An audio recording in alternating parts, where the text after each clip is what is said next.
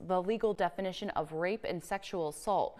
The changes that will broaden what legally constitute as rape in a court of law, paving the way for more victims to seek justice. News 10's Skylar Eagle reports. Today is about the survivors.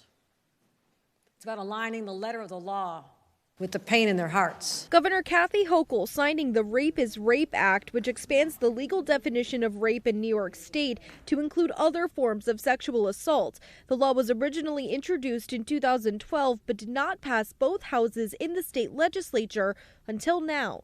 Hochul acknowledging the challenges sexual assault survivors have when seeking justice through the legal system. Whether it's gunpoint in a parking lot or in a workplace setting, it doesn't matter. These women did not receive justice for all this time because of the way the law was written. We're reassuring survivors that when they walk into a police station or approach the witness stand, the full weight of the law of the state of New York is behind them.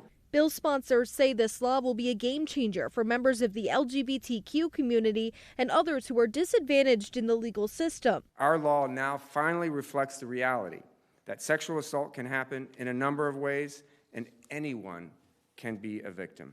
Assemblywoman Catalina Cruz shared her own story as a survivor and how this law will create a systemic shift for victims. Our law failed to understand the reality of sexual assault, the reality of violence, the reality that our law has failed survivors. It's a systematic shift on how we think about who is a rape victim and who is a rapist.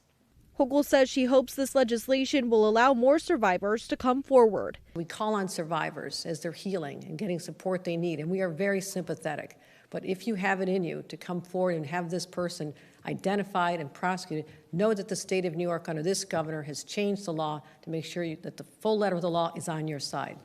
The law will take effect on September 1st. Reporting in Albany, Skylar Eagle, News 10, ABC. Still to come, sports with Brennan Miller.